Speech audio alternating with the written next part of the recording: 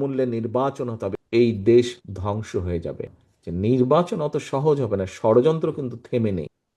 আমার চেয়ে আপনারা যে কম বুঝেন তা না, ক্ষেত্র বিশেষে আপনাদের অনেকের অভিজ্ঞতা আমার থেকে বেশি, অভিজ্ঞতা বেশি, জ্ঞান বেশি। আমাদের বেশি অভিজ্ঞতা থাকুক বা কম থাকুক, এতটুকু নিশ্চয়ই আমরা সকলে বুঝেছি যে কথাটি আমি 100 বছর আগে বলেছিলাম, যে নির্বাচন অত সহজ হবে না, ষড়যন্ত্র কিন্তু থেমে নেই। আপনারা গুলশান অফিসে অনেকেই এসেছিলেন যখন আমরা আমাদের আহ, যারা মোটামুটিভাবে প্রত্যাশিত প্রার্থী ছিলেন এরকম আমরা যাদেরকে ডেকেছিলাম, সেখানে আমি একটা কথা বলেছিলাম, ষড়যন্ত্র কিন্তু থেমে নেই। গত কয়েকদিনের ঘটনা, গতকালকের ঘটনা, চট্টগ্রামে আমাদের প্রার্থীর উপরে গুলিবর্ষণের ঘটনা, এই সব কিছু নিয়ে কিন্তু প্রমাণিত হচ্ছে যে যা আমি বলছিলাম তা কিন্তু সত্য হচ্ছে আস্তে আস্তে। কাজে আমরা যদি নিজেদের মধ্যে মতপার্থক্য কমিয়ে নিয়ে না আসি, আমরা যদি নিজেরা ঐক্যবদ্ধ না হই, সহকর্মীবৃন্দ, এই দেশ ধ্বংস হয়ে যাবে। কেন ধ্বংস হয়ে যাবে বলছি? প্রতিবার আপনারা খেয়াল করে দেখেন, আপনি বিএনপি বলেন না, facts and figure and history যা বলে, প্রত্যেকবার এই দেশ ধ্বংসের দ্বার প্রান্তে গিয়েছে।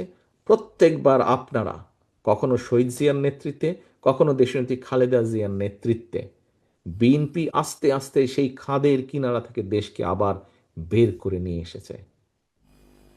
সহকর্মীবৃন্দ, কেউ মানুক না মানুক, কারো ভালো লাগুক না লাগুক, কিচ্ছু যায় আসে না।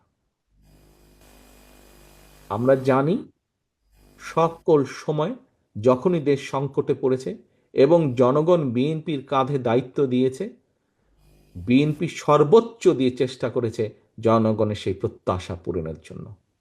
আজকে আমাদের গত 7 দিন ব্যাপী যেই আলোচনা সভা ছিল, দেশ গড়ার পরিকল্পনা, আপনাদের সামনে স্টেজে লেখা দেশ গড়ার পরিকল্পনা, এই পরিকল্পনাকে আমরা তখনই বাস্তবায়িত করতে পারব, দেশকে ধ্বংসের কিনারা থেকে আমরা তখনই বের করে নিয়ে আসতে পারবো, যেই ষড়যন্ত্রগুলো চলছে, বিভিন্ন সূত্র খবর বলছে এই ষড়যন্ত্র এখনই থেমে থাকবে না, এটা আরো খারাপ রূপ হতে পারে। কিন্তু আমাদের ভয় পেলে চলবে না, আমাদেরকে আতঙ্কগ্রস্ত হলে চলবে না, আমাদেরকে মানুষকে সাহস দিতে হবে, আমাদেরকে নিজেদেরকে ঐক্যবদ্ধ হতে হবে, আমাদেরকে মানুষকে, দেশের সাধারণ মানুষ, গণতান্ত্রিক আমি মানুষকে আমাদের ঐক্যবদ্ধ করতে হবে। আমরা যত ঐক্যবদ্ধ হব, আমরা যত সামনে এগিয়ে আসব, আমরা যত পরিস্থিতি তৈরি করব, যে কোনো মূল্যে নির্বাচন হতে হবে, এই পরিস্থিতি যত আমরা তৈরি করব, ষড়যন্ত্রকারীরা তত পিছু হটতে বাধ্য হবে।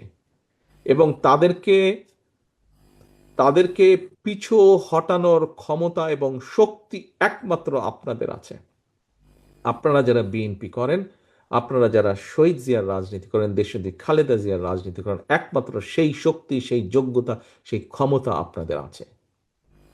প্রিয় সহকর্মীবৃন্দ, এখন আমাদের সময় এসেছে আমি কি পেলাম তা না, সময় এসেছে আমি দেশ এবং জাতির জন্য কতটুকু করতে পারলাম, কতটুকু করতে পারলাম দেশ এবং জাতির জন্য।